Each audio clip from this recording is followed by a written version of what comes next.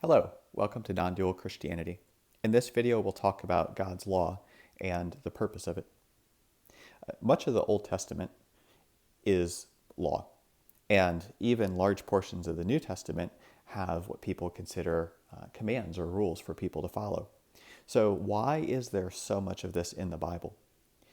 Please refer to my other video on God's law assumptions as to some of the false ideas we might have about why that's there. But as far as the purpose, I think there's three main ones. The first one is this. Paul in Galatians 3:23 talks about the law being a tutor.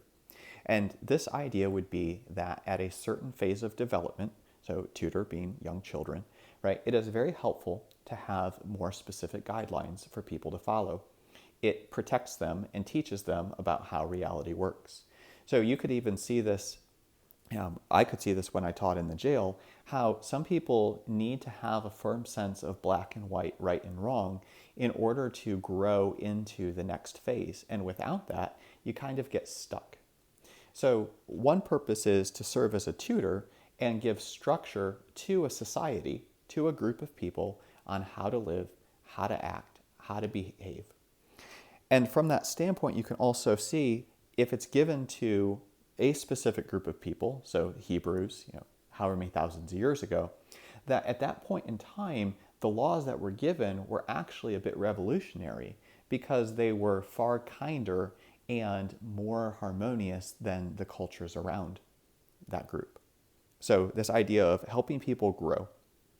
The second thing, and Paul talks about this extensively in Romans, almost is that the law was given so that sin can increase. It sounds a little bit counterintuitive. Let me read Romans 5:20. He says, the law came in so that the transgression would increase. Or in 7:7, he says, for I would not have known about coveting if the law had not said, you shall not covet. But sin, taking opportunity through the commandment, produced in me coveting of every kind. So I think it's this idea that the law is actually intended to turn up the heat on sin, sin being our felt sense of separation from God. It's supposed to make it more intense, put a magnifying glass on it, so that people can more clearly see and realize what they're going for, right? That they do have this lack, that they are feeling this thing, and that they aren't allowed to kind of remain in this gray area. And the purpose of this is actually very aligned with a lot of modern psychology, where it talks about people want to have a sacred object, but they also want to make sure that they never get to it. They always want to be pursuing it. So they want something out there that would make their life wonderful, but then they make sure that they never get to it. And so highlighting that sense of separation, highlighting that desire to move toward that object seems to be one part of the law. And then the third seems to be speaking to our ego personality. So since we start in this default state where we feel separated, the law comes in and says, hey, if you want to get to God, this is how you do it.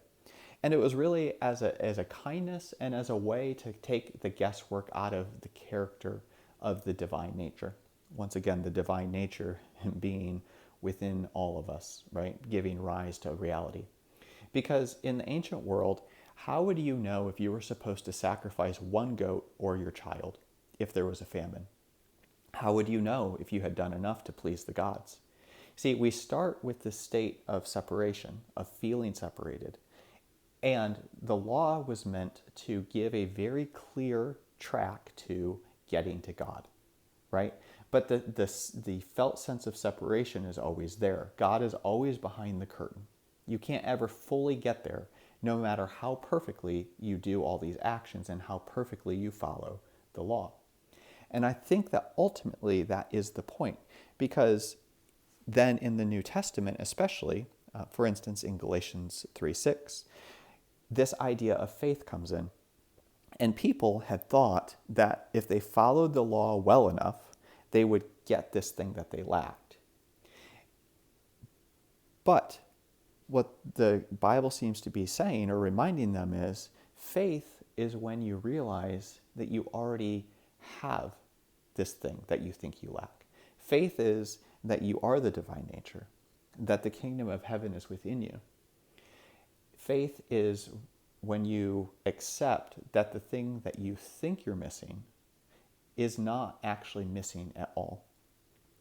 It recognizes the truth of the divine nature in you as you. So the law was meant to protect and help people grow. It was meant to highlight the pursuit and the desire and the felt sense of separation from that sacred object. And then ultimately, it was meant to show people, no matter how hard they tried, they couldn't get it because they already were what they had most hoped to achieve. Thank you so much for exploring this with me today.